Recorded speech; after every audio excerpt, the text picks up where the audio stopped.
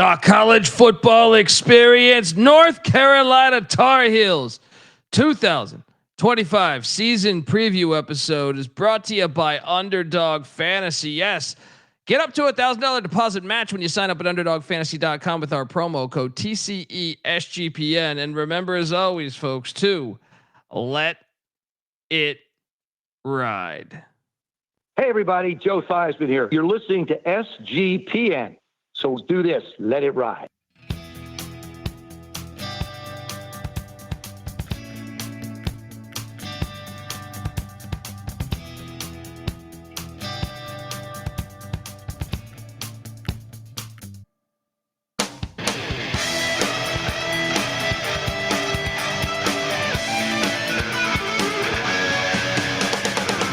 Yes, yes, yes. Woo!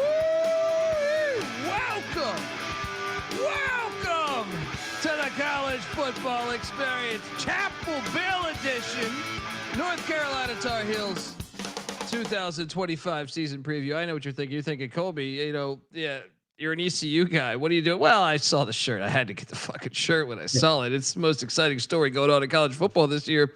YouTube.com/the college experience. Jump on over there, hit that like and subscribe button because we're breaking down all 136 teams.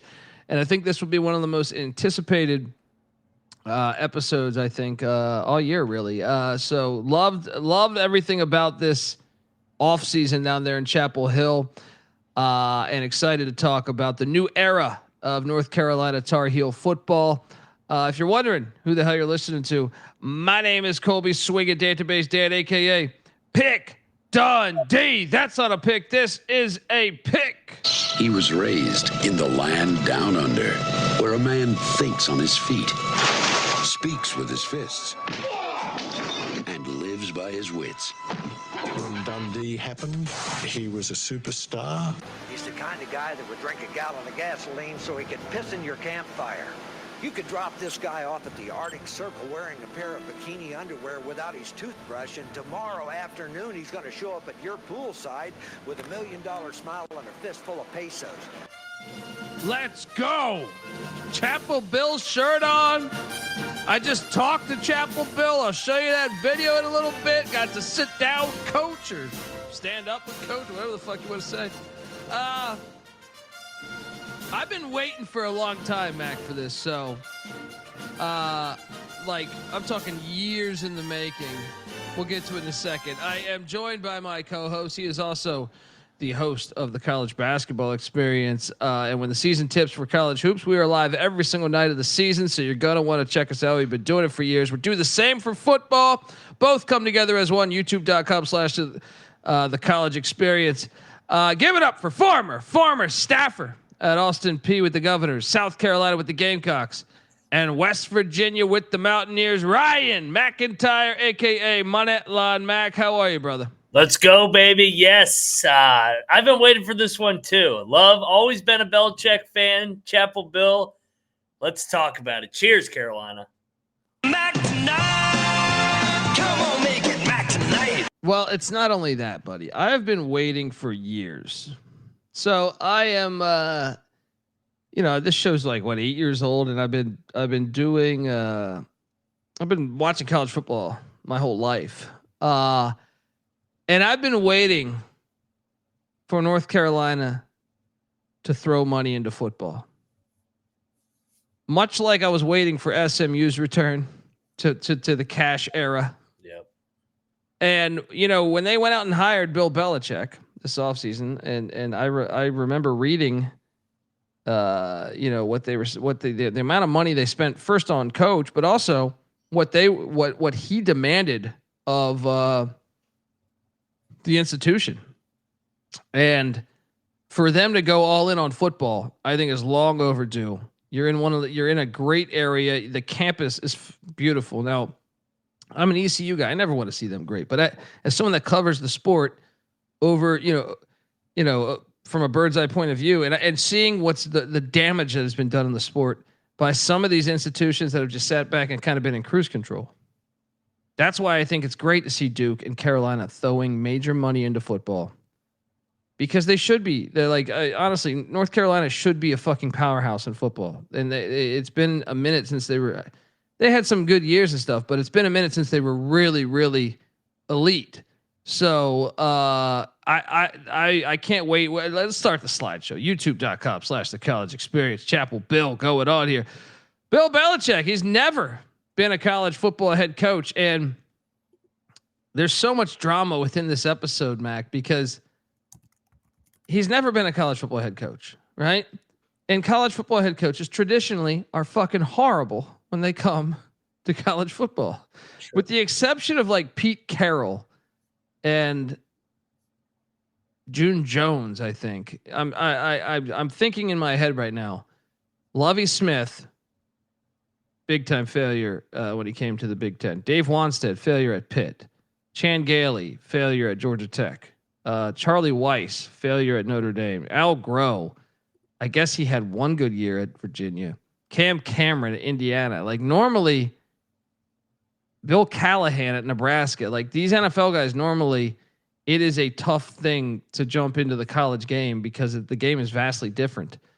And I was at ACC Media Days, and Belichick and Bill O'Brien were both asked questions that were similar. They're like, there's some comparisons, but it's not. They're kind of almost like different sports in many ways. Just because like there's a draft, but also there's so many different schemes in college than there is in pro. The pro coaches normally suck when they come down to college. Bill Walsh, I consider him a college coach first. So when he came back to Stanford, it worked out. But this is an interesting one because unlike Lovie Smith or Wanstead or some of those other ones I named, they weren't raised by a college football coach. Bill Belichick was raised by a coach that his dad was a college football coach his whole career. Yep. So where are you at with if because I think a lot of people are saying this isn't going to work out.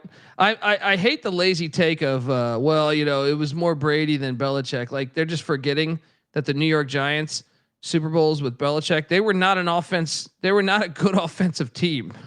They were a great defensive team. All right. Where are you at with Coach? Well, and the Patriots Super Bowls, the first 3 Super Bowls were all their defense. Brady was a role player on those teams. So yeah, that's a beyond lazy take. Belichick, one of the greatest, actually probably the greatest defensive mind in the history of the game. I love the hire outside the box. And like you said, it's different just because he's coming from the NFL. But being raised by his old man that was around the college game for so much. And I know the other guys have not worked out, but Belichick is such a football junkie compared to like a Lovie Smith or other guys. Like this guy lives, breathes football. That's all he knows. I know he's got some other things going on that everybody loves to talk about as well. In terms of his love life, but he's a football guy, and I think he's embracing the new challenge, and I think I'm fascinated by the whole thing. And we were talking pre-episode of all the different styles he was going to face, whether it's TCU in that offense and how they like to play up tempo to start the season, then UCF a couple weeks later, then Clemson, and it's all fascinating, and it's definitely going to be must-watch TV, even more so than Davion and Colorado were their first year. Well, I mean, first time ever college football coach in your 70s. I've never seen anything like this. That's what I'm saying. I've been watching the game. I'm trying to think of one. I was like, maybe Jack Pardee, but I think he was in his late 50s at the time. But I don't think.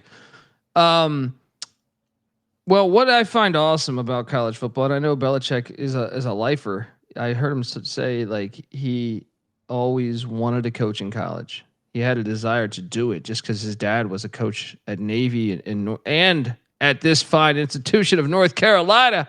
This is what's great. This is the Belichick family tree. All of these guys. So he's got both his sons on the staff. You see to the right, youtube.com/the college experience. His dad is far to the left. His godfather, Bill Edwards, right next to him right there. I mean, how cool is this, man? The fact that you get to go to the same stadium that your whole damn family and now your kids are going to be able to, and maybe even your grandkids. You know what I mean? Like, this is awesome. You're talking about like 100 years of Belichick family history with the University of North Carolina. Yeah, I think that's so cool. College football is the greatest, and I'm just intrigued to see how this works out. Now, look at Steve's picture. oh yeah, man, he's a Navy guy. He ain't putting up with your bullshit. You know what I mean? Let's go. And another note to the families, Michael Lombardi, his GM that was on VEASAN all these years, his son is on the staff as well. So it's kind of a family thing down there. It's awesome. I mean, how do you not love that? Like, and by the way, I got a chance to sit down or stand, like I said, stand up and interview Coach Belichick here briefly. But I wanted to ask him about how it was having his whole family there, but also I want North Carolina Navy on the schedule. If you didn't know, Bill's dad coached at Navy for like 40 years or 30 some years. I think that game would be awesome. Make it happen, athletic director. But here's that clip. Yes, there's definitely preparation. Left in the green. How you doing, Coach? Kobe Dant, College Football Experience.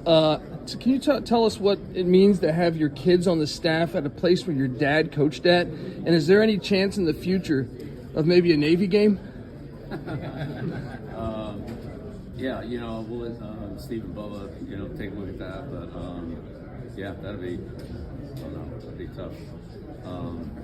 But yeah, no, it's great to have your, Brian and Steven on the staff. They've been, not only great coaches for me, but been a big help in terms of just organization and I'd say keep me in checking some things that that they've noticed through the years that now for some reason I'm starting to do a little bit differently, and why are we doing that? And probably because I screwed it up. So you getting flashbacks from when you were a kid? It's a little too early for me to remember. I just remember the stories that they told from when my mom and dad were here with Bill Edwards, who was also on the staff. He was my godfather, and of course my dad coached Bill coming here for 3 years. So there's a connection all the way back to the Golden.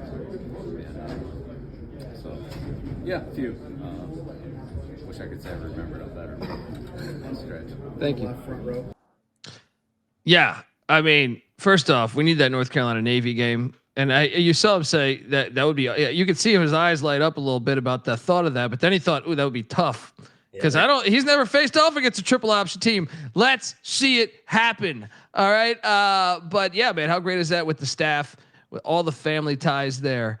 And then look, and I found this from the 1953 North Carolina yearbook, right? I mean, how great is that? Or media guide, not yearbook, media guide. How great is that, man? They go through, his dad played halfback with the Detroit Lions, right? It's just a cool clip that just talks about, where he came from and him and Bill Edwards and everything. Fantastic stuff, man. I found that and I was like, oh, this is cool as hell. Freddie Kitchens is the OC. I remember on this staff. What's that? It's a who's who on this staff. Freddie Kitchens. I mean, that's a name from the past too, baby. I remember him playing quarterback at Alabama in the 90s, but also I know he was the Cleveland Browns head coach, which is always a terrible thing to be. Even Belichick will attest to that. I'm joking, but look, one thing I do like right here is this. Freddie Kitchens was the interim head coach last season when Mac Brown was relieved of his duties. He was also the North Carolina tight ends coach and run game coordinator. So he was already knowing this roster. I mean, some of this roster, there's a lot of turnover. He also coached at Glenville State, which I think you might find appropriate, but he inherits the offense that was, I don't even know if inherit is the right word there. He takes over an offense that he was heavily involved in. 44th in scoring offense, 72nd in passing offense, 38th in rush offense, starting at a top 50 offense, 48th in total offense, Mac. They return Brad Johnson's son at quarterback, Max Johnson, wide receiver Kobe Paysour, and 3 of 5 on the offensive line. And yeah, like I said, Max Johnson. Now he did start week 1, and then I believe he blew an ACL. This is a guy that has 47 touchdowns, 13 interceptions in his career. Now he was at LSU and A&M prior, but last year he was at Carolina, and after week 1, during that game against Minnesota, he got out for the season. So I'm not sure when he'll be back or if he's fully healthy now. I think that's a question to consider. They did go out in the portal, and I'm very excited about this. And they landed, have you driven a Gio Lopez lately? And look, Gio Lopez coming in from South Alabama. If you watched this show last year, he was a darling of ours at South Alabama. And not only can the guy pass, he can run the ball. Look at this highlight there. Look, he's running the ball there. Look, he's very capable of running the ball. He's a dual threat quarterback. I really like this get. I'm assuming he's starting, but Max Johnson gives them depth at the quarterback spot. But have you driven a Gio Lopez lately? Is a baller. Look at his stats from a season ago, and that's actually a real photo of him. 22 touchdowns, 7 interceptions. As a, I believe he was a redshirt freshman last year. Perhaps a sophomore, one of the two. Yeah. I really like that get, man. And I know Davion Gause, I think, will be the running back. Making an assumption there. They went to the portal, man, and holy shit. Gio Lopez comes in. Benjamin Hall from Michigan at the running back spot also comes in. Receivers: Adrian Wilson from Colorado, Aziah Johnson from Michigan State, Jason Robinson from Washington, following Steve Belichick over. Dayton Sneed from Tennessee, Nathan Laycock from Purdue, Jordan Owens at the tight end spot from Oklahoma State, Connor Cox, a tight end from South Carolina, Shamar Easter, a tight end from Arkansas. Wait, I think did I fuck up another page here? I think there's a different. He went out on the O-line and got a slew too. Give me a second here. But man, what do you expect of this offense with so many new faces, even though they still have Freddie Kitchens? So it's weird. It's like part of you is like, hey, this is continuity. Yeah. But then part of you is like, well, there's like 4 players back with that. So is it even continuity? It's I guess semi continuity, just because the returners on the offensive line. But I mean, Gio Lopez, the lefty, he was great last year at South Alabama in his redshirt freshman year. 18 touchdowns, 5 interceptions, mobile, dual threat guy. And they added just a bunch of guys that haven't really produced a lot at the high major level, but were highly recruited coming out of high schools. I mean, the kid from Colorado, the receiver, Adrian Wilson, he just didn't have a chance to play because Colorado was loaded at the receiver position. But I liked some of the guys and some of the bodies that they were able to add in the portal at the skill positions. Yeah, and then I found the slide for the offensive lineman. Bringing in, hey, Rich Rod, there you go. Will Osteen from Jacksonville State. They won the Conference USA last year. Jordan Hall from UAB and Trent Dilfer. The modern game does not impress me. Chad Lindbergh from Rice. Miles McVay from Alabama. Daniel King from Troy. Christo Kelly from fucking Holy Cross. And Ja'Kai Moore from South Carolina. Man, there's a lot of different faces here, man. But this is part of the fun of I like Gio Lopez, and I think the dual threat capability and the fact they do return 3 of 5 on the O-line, whether they start or not. I think that's the big question is, will they start? But I'm buying in that the offense, I think, might be a little bit ahead of schedule from what we thought, or from what I think people think. The narrative that I think a lot of publications have been pushing. Defensively, one thing, let me talk about Steve Belichick. I was very impressed with what he did at Washington last year. Mm-hmm. I was a little shaky on that. Steve Belichick did a great job at Washington last year. So he's inheriting a defense last year. Jeff Collins was running the Carolina defense. Now he's at South Carolina, by the way, Jeff Collins. Scoring defense, 89th. Pass defense, 80th. Rush defense, 66th. Total defense, 72nd. But man, the Belichicks are all over this. You got Brian and Steve coaching ball. They only have 2 returning starters. Marcus Allen at the corner spot. I've always liked his game. Safety Caleb Koss, and then your punter Magnus is back. Tom Magnus. They went to the portal. They brought in a couple Penn State defensive ends in Smith Vilbert and Joseph Mapoyi. They brought in a Delaware transfer in Abu Jawad. I don't know how to pronounce his names. CJ Mims from ECU, you stinking two-timing. He's a beast, though. Honestly, CJ Mims is a good player. I think he can contribute. Isaiah Johnson from Arizona, DeAndre Robinson from Florida, and Price Yates from UConn. That's just on the D line. In the linebacking and secondary core, Kamari House from Washington, following Coach Belichick over. He knows the system. Andrew Simpson, I got a chance to interview him at Mountain West Media Days last season. He was a beast at Boise State. Makai Bayer there from Missouri. Tamir Hickman Collins from Florida State. Jonathan Ugmadu from Oklahoma State and Coach Gundy there. Those are all linebackers. In the secondary, Thaddeus Dixon from Washington. Also Peyton Waters from Washington. So those are two nice gets because I think they're going to know the system. Christian Dunbar Hawkins from UCLA. Coleman Bryson from Minnesota. Gavin Gibson from ECU. You two-timing. That's a good get, man. He was a good player for ECU. Yeah. Mac. I think the defense is going to be way better than 72nd. I think I'm going to go ahead and say this. I think this will be a top 40 defense. Well, yeah, because the schedule is soft. Oh yeah. But I'm with you. I mean, Belichick, that was his first. Steven Belichick, that was his first defensive coordinator job last year. Without impressive. Impressive, man. I thought he did a good job for Fish out there at Washington. And now he brings over multiple guys from that defense. I think that they hit the ground running, and obviously Belichick teams, if you watch them over the years, they're going to be good defensively. That's his bread and butter. And they're going to be better throughout the year. So I think the defense is going to be the strength of the team. I think this is going to be a defensive team and then a solid offensive lineman group on the other side. So basically, it's just the way Belichick wants to play football: defense and control the line of scrimmage.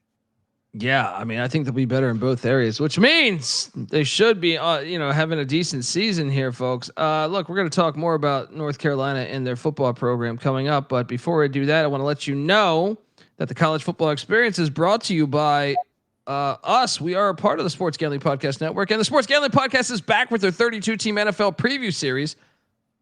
They're also bringing back the phrase that pays. Each episode, they'll give out one word of a 32-word phrase.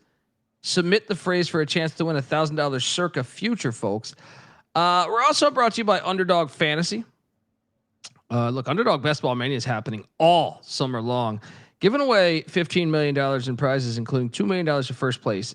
Look, there's no waiver wire. There's no arguments about trades. Best Ball is the best way to play fantasy football, folks. Also, Underdog is a great place to play Pick'em, where you can win up to 500 times the amount of money you enter.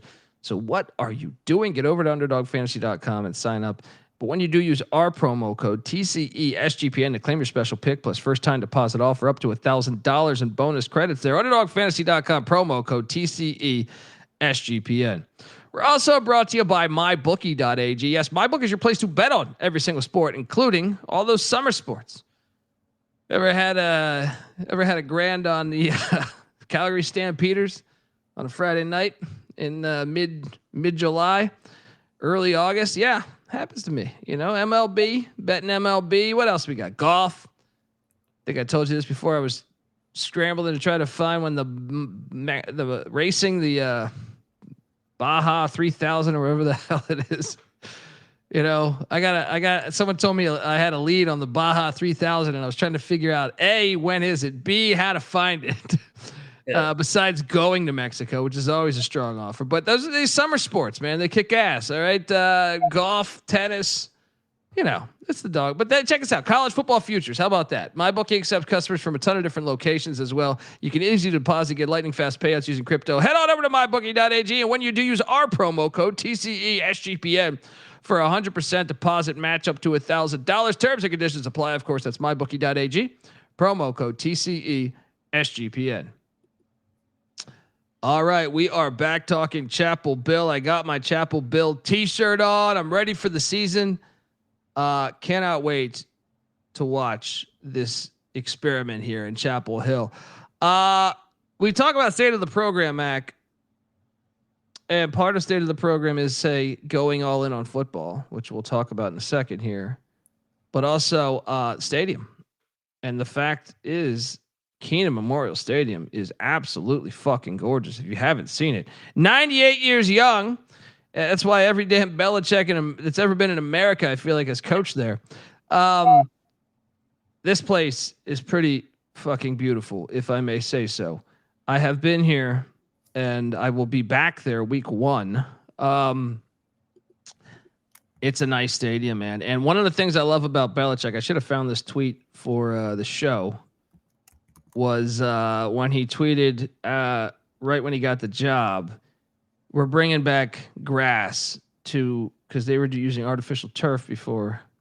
We're bringing back grass to Keenan Memorial Stadium. Football should always be played outdoors and on grass.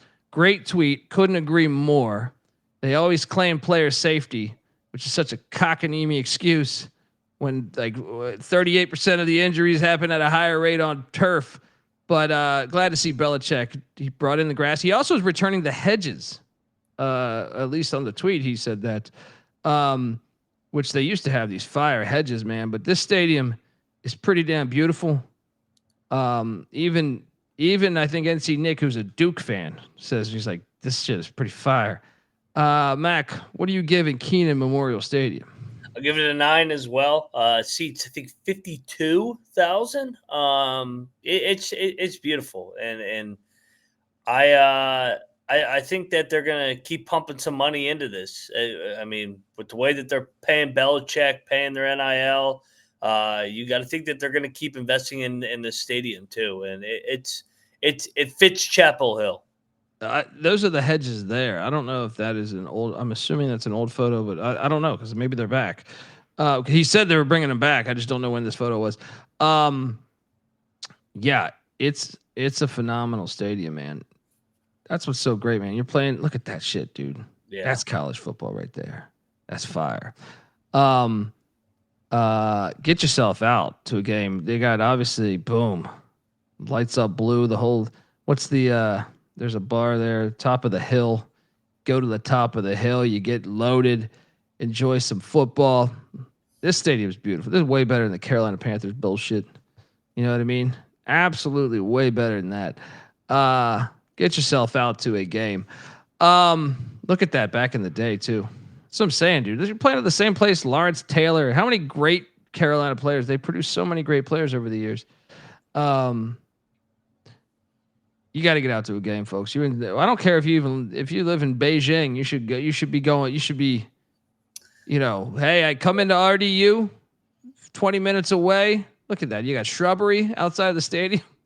I think those are just trees. Do trees qualify as shrubbery? I don't know that that's a.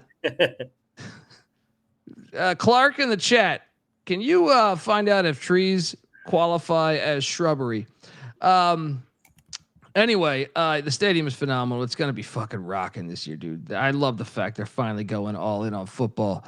Let's go. Oh, and look what's already been there, man. The greatest defensive player in NFL history, maybe the greatest player in NFL history, Lawrence Taylor, who obviously Belichick has ties with him with the New York Giants, but also he's already been visiting. Let's go. Look at the stadium back in the day too. That's a beautiful stadium, dude. That's the best. College football is the best. Anyway, a state of the program though, Mac. I think all these things matter. The fact that they're going in with some crazy NIL amount. It was like 20 million or something. I forget of what he initially asked for. I remember back when he got hired in December, we read what he was like asking for, like not for him, but for his roster. And it was a ridiculous amount that they had never thrown money in there like this. So I love it, man. I'm very excited about the future of North Carolina football. And I think it's honestly, I know there's rumblings about them in the SEC and stuff, but this could be the saving grace of the ACC in a way. Like if Carolina goes all in, and Florida State and SMU is going all in, but if Florida State and Miami can get their shit together with Clemson already having their shit together, you're starting to see Georgia Tech come up too, and Louisville, and like that might be able to save that conference, man, long term, because Carolina should be awesome at football. So when it comes to state of the program, I'm giving it an 8 of 10 right now. The only thing missing are the dominant years, and I think those could be on deck. How about you? Yep, cosign. They increased their NIL budget from $4 million to $20 million, so they 5 times as much resources. One call to Jordan on the golf course after a few Molsons, right? Jordan and LT got it done. So yeah, I mean you bring in the all-time winningest football coach in the NFL with 7 Lombardis or 8 Lombardis, how many trophies he's got, and you got the resources. So yeah, now we just need to see them pump out some 10 plus win seasons. Well, let's talk about that, because week 1, Labor Day, the only college football game on that day for some strange reason. The TCU Horned Frogs, and poor Sonny Dykes gets to play this mystery game. He did it against Dion, having no idea what the hell they were going to look like. But at least that was at home. Now he's got to go cross country to Chapel Hill, North Carolina, in a series that goes back to 1940. I mean, I think so. My first reaction on this was TCU is going to win this fucking game, right? Mm-hmm. The more I thought about it of late, going to ACC Media Days, talking to him, and I know Belichick, he doesn't give you much. Like, there's 2 different press conferences. That was one that I was at. There was another one, and he is confident with his team, I think, being good. I just think Kendall Briles' offense, it's the veer and shoot. I am so intrigued to see the greatest defensive mind. But one thing about Belichick, I remember what Mike Leach told me once when I asked him, why didn't you go to the NFL? Everyone's running your offense now. And he said, it bores me. He's like, Cliff Kingsbury isn't even a head coach. This is when he was with the Cardinals. He was like, he doesn't hire his DC, he doesn't hire his special teams. Cliff's my guy, but it's like you're a glorified head coach. And he was like, and everyone's running the same offense, the same defense for the most part. He was like, back in the 80s, it was different. The NFL actually, you had innovation. You had teams doing the run and shoot, teams doing the West Coast offense, teams doing this. Well, Bill Belichick was in the NFL in the 80s and the 70s. So I do think he might have a leg up on this. Giving him 6 months to prepare for the veer and shoot, or 8 months, I think UNC is going to beat him. I think UNC, unless Sonny Dykes and Kendall Briles get to work knowing that he's going to know that and come up with some creative different stuff, I'm going to be at this game, dude. Chapel Bill's getting a dub, 1-0. What are you doing here?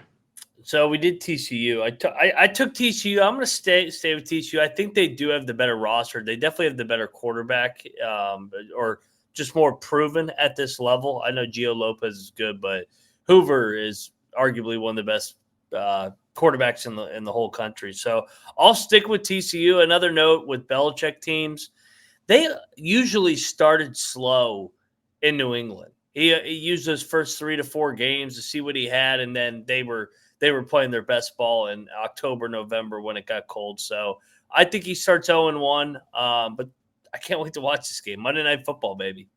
I took TCU in the TCU preview, but I just think, I don't know that the NFL comparison, I get it, like starting slow, but like TCU's running a very simple offense that I just wonder if he can, cause problems with that and then make them feel uncomfortable. Fascinating. That's probably the most fascinating week 1 matchup, to be honest. And there's a lot of matchups I want to see. I'm very fascinated with that game. That's why I'm going to it. So I'm going to flip. I'm Benedicting. Give me Carolina 1-0. Then they head to the Clit. Take on Tim Albin. I wanted it to be Biff Poggi so bad, but Tim Albin, hell of a good coach. Jerry Richardson Stadium. I mean, this place will probably be rocking with Charlotte fans, but I just can't see Albin doing it in game 2. So give me Carolina to be 2-0. Yeah, I got Carolina winning this game. I can't believe they're playing at Charlotte. I mean, I think Duke played there a couple years ago, and Duke lost. yeah, There. Yeah. that was Elko's team, right? Yeah, I think so. Yeah, Or maybe it was last year at Cutcliffe. Yeah. Yeah. I know it's only game 2 for Albans, but be careful, Carolina. Just the history of these Power 5 teams going to G5s on the road. It's those environments are usually Hornets' nest. But I'll go with Belichick 1-1. And it's short prep. It's a short prep week. I mean, they play Monday night and then have to play on Saturday. That's true. That is true. But Tim Albin's a new. That's why I wish there was wasn't a first year coach. Yeah. But week 3, the Richmond Spiders come to town. A series that goes back to the 1890s. Love the regionality here. Richmond joining the Patriot League this year. This is another win. Wouldn't it be hilarious if Richmond beat them though? But give me 3-0. Nothing like shitting on the team that we're doing the preview and say, "Oh, it'd be hilarious if they lost an FCS." It would be. Just imagine them like beating TCU. It's like the number 1 storyline, and then a good FCS like Richmond comes in there and shocks you. 3-0. 2-1 for me. Then they make a trip to the moon bounce to take on the very golden UCF Knights. Scott Frost was drafted by Bill Belichick. That's hilarious. Played safety for I think a few years there for Bill Belichick with the New York Jets. Oh, this game's interesting, man. UCF's off a bye week. Give me UCF. Give me UCF here.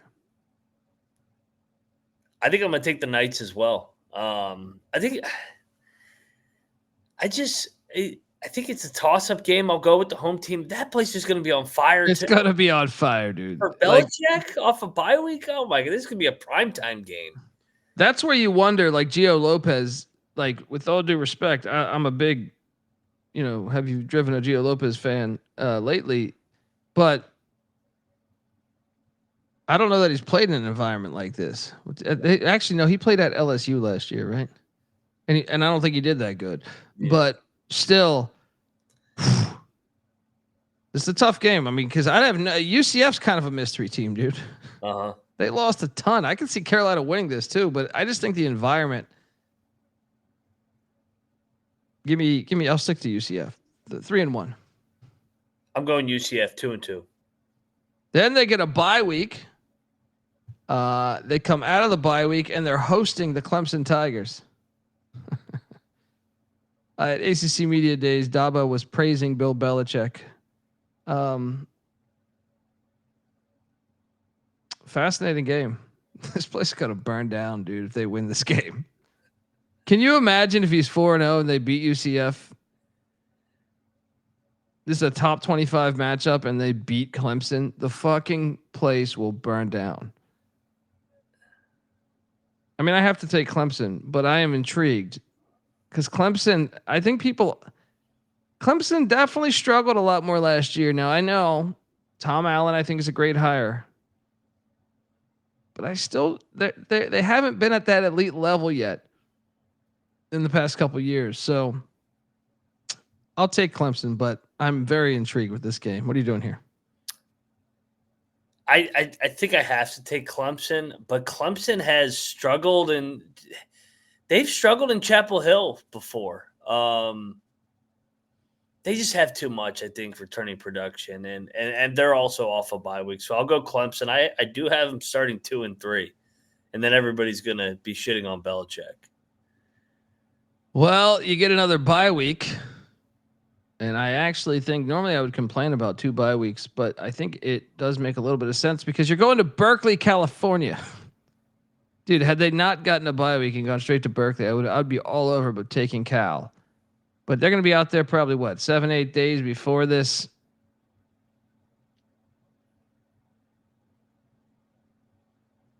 Give me Carolina to score an upset here.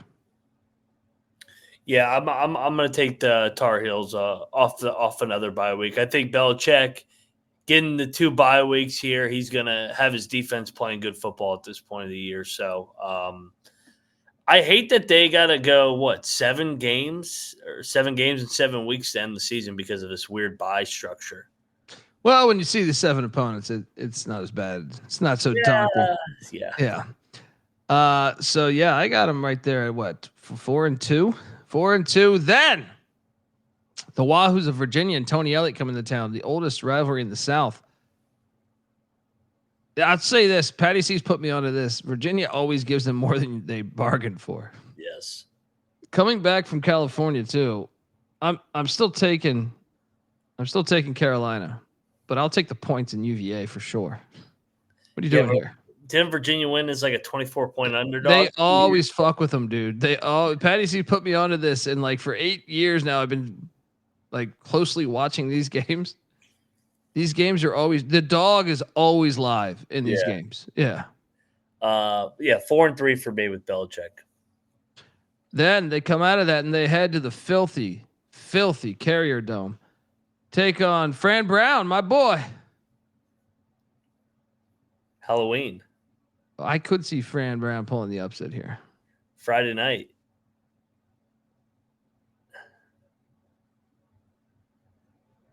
Gosh, this place will be rocking. I just don't know how good the team is. Yeah. All right, give me one for the Qs. God, it's gonna be Friday night at the Dome, Halloween night. That place is gonna be cool. The problem with Carolina and just Belichick, they're gonna get everybody's best shot too because it's Belichick. And, I'm gonna go North Carolina. I think that they're gonna get a big road win here. So give me 5-3. We're both at 5-3. Then Frank Wright comes to town. He should be familiar with Keenan Memorial. He played there back when he was in the ACC with Maryland. All over Carolina here. What are you going here? Yeah, Belichick owned Wright when he was with the Colts. He's going to own him here. 6-3. Then a trip right up the road to Winston-Salem. 7-3. This could be a game, though. I will say this. Yeah. Give me Carolina, though. 7-3. 7-3 for me as well. This game. Then one of the greatest rivalries. Some say the greatest rivalry on earth, like on the screen there. Duke, Carolina. Who did I say on the Duke preview? I think I took Duke, didn't I? I think we both took Duke, but I kind of want a Benedict. I'll take Duke. I know wasn't Belichick, didn't he say his first words were beat Duke? Yeah. To his dad. His first words as a child was beat Duke. This game's gonna be awesome. I'll take Duke. I'm sticking to mine. They were up 20 last year, if I'm not lost. Yeah, that game was insane. Give me a 6 straight win. I'm flipping here. Hey, there you go. On Duke preview, I took Duke. On Carolina, I'm taking Carolina. Playing both sides of Tobacco Road. Carolina, and man, this could have some juice for the ACC title race here. Yeah, and then a trip to Carter Finley Stadium to take on the Pussy Pack. I have them beating the Pussy Pack at Carter Finley Stadium, and I have Dave Doran perhaps leaving Raleigh, North Carolina. Dude, I haven't winning this, so I mean, shit. What puts me at what?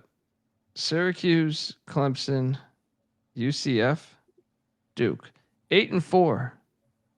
And I don't even feel very good about the Syracuse game. The schedule's genius, by the way. What are you doing in this game? I think they're going to beat NC State too. I got them finishing the year winning their final 7 after the bye weeks and finishing 9-3, and that's with 2 non-con losses. I think they might get to Charlotte. Yeah, hold on. We're going to have to talk about this. We're going to look at the schedule from a bird's eye point of view. But before we do that, I want the good people to know that the College Football Experience North Carolina Tar Heel Chapel Bill Edition is brought to you by Circa Millions and Circa Survivor. Yes, the world's greatest sports book, Circa Las Vegas, is hosting the world's biggest pro football contest. Circa Millions, Circa Survivor, and Circa Grandissimo with over $21 million in guaranteed prizes. You can't call yourself a true DJ if you're not competing in Circa's football contest.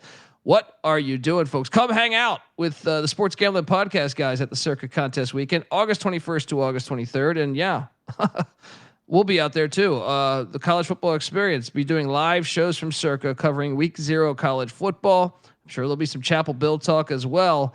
Live shows, open bars, plus you get 15% off your stay at the Circa with the promo code SGP15. You're welcome. The contests are open for everyone too. Sign up in Nevada. You can play from anywhere with the help of SGPN's official proxy. Go to footballcontest.com. Use the promo code SGP to get $50 off those proxy fees.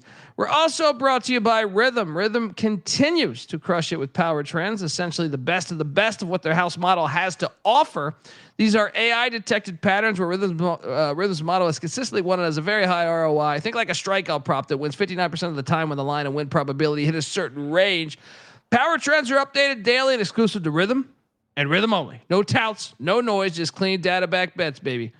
MLB power trends are crushing it too. A lot of unders on batter hit props that are collectively hitting at a 70% rate. Fading players is profitable, folks. The WNBA power trend since All-Star break, 27-16 on those power trends with a 23.36% ROI. They are cooking. Nice little bankroll builder for football season right around the corner. Download the Rhythm app, check out power trends, and start betting smarter. You know damn well we will be. We're also brought to you by Candor Spirits. I mean, look, have you ever had green tea shot? Oh, they're pretty fire. And these are even better. These are delicious, ready to drink canned cocktails. No carbs, no gluten, no sugar, low carbonation, 7.5% alcohol too. Woo! American made, pure panty dropper too. Candor Spirits available right now in the state of Nevada and Arizona, California, Hawaii, coming in the rest of the country. So if you're out in Vegas, you're going to Circa, grab yourself Candor Spirits and get spiritual. All right, we are back. Let's talk about this. Let's talk about this here, man. Because the win total 7.5. If you asked me this 2 months ago, I was thinking, man, I got to go under. But the more I thought about the schedule, the more I was thought about Belichick. Like the schedule, I think is maybe the most genius schedule in all of Power 4 football. I know there's the argument about Wake Forest's schedule, and we got our Wake Forest preview scheduled soon, but they're plus 100,000 to win the Natty. They're plus 4,600 to win the ACC. They're plus 1,500 to make the CFP. I want to see. Let me just hop on over, but Mac, do you know what their odds are to get to the championship game? I think DK has that up right now. I'm trying to find it right now. I thought I saw this up on DK, but maybe I'm mistaken. Oh no, to make the title game. Here we go. 12-1. Oh my gosh. Hear me out here. Why this schedule is genius. You get 8 months to prep for the veer and shoot, which is known as kind of an easier offense. You have the greatest defensive mind probably in the history of pro football. 8 months to prep for the veer and shoot with TCU week 1. You get an FCS Richmond before you have to go with the speed option attack that Scott Frost will use sometimes. I'm assuming he's using it again at UCF. We haven't done our UCF preview yet. You get a bye week before Clemson. You get a bye week before going at Cal. Okay, maybe the Syracuse game they drop. I don't think Syracuse is going to be that good this year. I think they'll be a 5 or 6 win team. You're hosting Duke. You have 2 road trips right around the North Carolina area. 3 road trips. At Charlotte, at Wake Forest, at NC State. I mean, this schedule's fucking brilliant. And I'll tell you this, man, like if you asked a random coach, who would you want on your schedule within the ACC this year? Because you got an 8-game schedule. I think if you had to go with 8 teams, you would say Wake Forest, Stanford, Cal, Syracuse, Virginia. And then I think it would probably be Virginia Tech or NC State. All those teams are on the fucking schedule. Yes. Maybe Boston College. I don't know. But the only ones that you probably don't want on the schedule are Clemson and Duke. But you're hosting both of them. This schedule is brilliant. Shout out to Cody Fraser in the chat. Clemson, the only for sure loss. I don't even have it as a for sure loss because you get a week ahead of time, and it's in Chapel Hill. And let's be honest, Dabo over the past couple years, even though he's got Clemson to the playoffs last year, they've been iffy on the road a little bit. Yeah, they should have got picked off multiple times last year. This is a great schedule, man. Like they could go to the fucking playoffs. Like for a team that you look at the roster and you're kind of like, I don't know, but there is a path.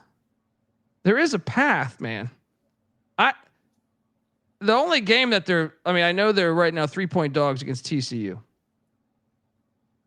I don't know that they should be 3-point dogs. I mean, I think TCU is better, but if they were playing week 3, I would take TCU. But the fact you're giving the greatest defensive mind that much time, I don't know that I agree with that. They're 3-point favorites. What games will they be dogs in besides TCU? Clemson, right? Clemson, yeah. And then, I mean, they have so many toss-up games on this. Like at UCF, I think is a true toss-up. But what if UCF sucks? Like UCF lost a shit ton of guys in the portal. I heard Scott Frost at Media Day say they have like 60 new players. So I have no idea if UCF is going to be any good. And to your point about Clemson, the last time Clemson went to Carolina Chapel Hill was Trevor Lawrence's last year, the undefeated team, and they won by 1 point. It was their closest game the entire year. They played with fire a lot on the road last year. They're getting a lot of hype, Clemson, because of all the returning production, but they could have lost a lot more games than they did last year. I'm with you. I don't even think Clemson's a for sure loss. The ceiling is high for this team. We've previewed how many of these teams? TCU, Cal, Duke. That's it. Wow. Yeah. I was going to say, like, just off the top of my mind, like top of my head right now, how many of these teams do you project with a winning record? Clemson and TCU. With TCU preview, I had them 6-6. Cal, we both had. Did we both have? Cal was 6-6 for us. They like you said, they missed. I have Duke with a winning record. You go to the odds right now. Clemson's the favorite, but after that, Miami, SMU, Louisville, Georgia Tech. They Pitt. They Florida State. BC probably gonna be a bowl team this year. Yeah, Florida State. They missed them all. I mean, they gave Belichick a hell of a schedule. And that's why I think the 12-1 to make the college football, or not the college, but the ACC title game is on the table. I definitely think it's on the table. Like even if they lose to, let's say the ACC games, if they lose to the 2 best teams on the schedule, Clemson and Duke, they still could get in. I mean, we've seen teams with 3 losses in the ACC championship. Yep. They just need to. They got to win. They got to split that Clemson and Duke. I mean, the Duke game's a toss-up in my opinion. It's a rivalry game. Fair. It's in Chapel Hill. Both those are in Chapel Hill. All they have to do is win one of those, and not trip up at Cal or Syracuse. Because even if they did lose to NC State with 2 losses, they'd be in. Yep. This is going to be fascinating to watch. I'm on the over. No strong conviction. So the ceiling is what? We do this for every team. Is the ceiling really 11-1? Yeah, I think so. They paid $20 million for this roster. They have dudes on this roster, and the schedule is Cupcake City. So what's the floor then? Because I could also see them losing to TCU, losing to UCF, losing to Clemson, losing to Cal, losing to Syracuse, losing to Duke, losing to NC State. I mean, 4-8, 5-7.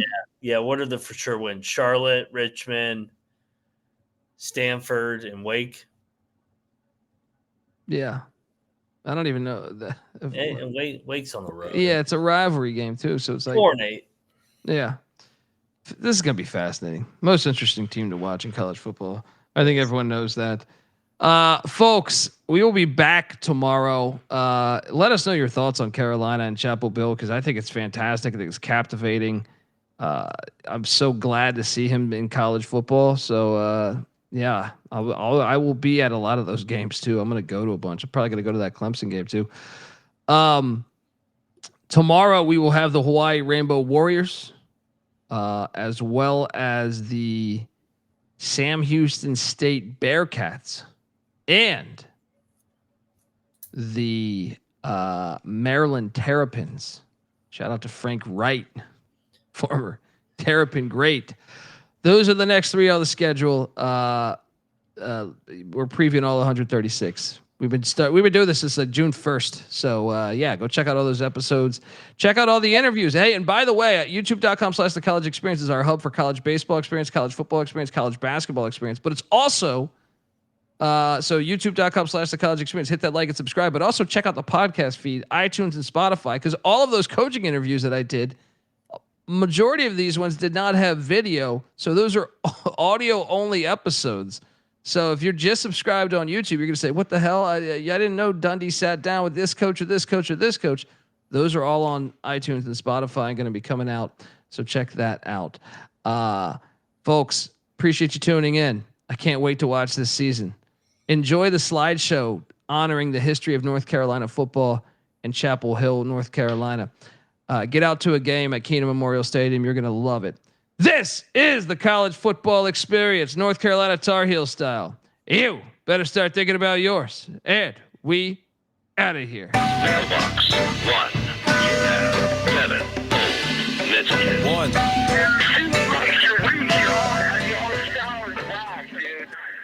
I'm not saying I'm impossible to outsmart my body and soul, or nothing without heart. I'm not saying I'm impossible to outrun my body and soul, or nothing without love. I'm not saying I'm impossible to outdo my body and soul, or nothing without truth. I'm not saying it's impossible, but you're nothing without yourself. We're the obsession to be a part of that, started that. Mind over matter don't matter in the market. I've seen much smarter cats have heart attacks, largely because leaders need lambs to be lethargic.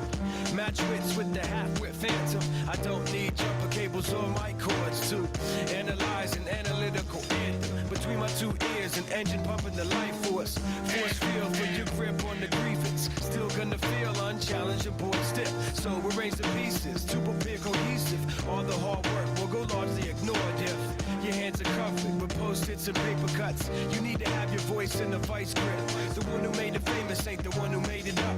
You don't get overtime just for working the night shift. I'm taking a pitch right now. It's like I'm not saying I'm impossible to outsmart mind, body, and soul, or nothing without heart. I'm not saying I'm impossible to outrun mind, body, and soul, or nothing without love. I'm not saying I'm impossible to outdo mind, body, and soul, or nothing without truth. I'm not saying it's impossible, but you're nothing without yourself. Every time I close my eyes, I'm taken to the same place, a playing field, and every contestant's got the game face. Everybody's yelling, you ought to play it safe. Make sure them shoes are tied and ankles taped. Shake the cobweb, hit the ground running. This is how cunning I can get with the footwork. You're doing it right, well, it shouldn't hurt. Flirt with greatness, still I run the famous. Nice high heels, I got mics for spikes. Trampling the home team and the turf for life. For the few fleet of foot, too fast for me. I fear none, cause I run and ignore the pair of feet by the tree that are fast asleep. In love with the game, you adore the hair. I believe in achievement. My soul isn't rewarded just cause it's easy goal and moves toward it.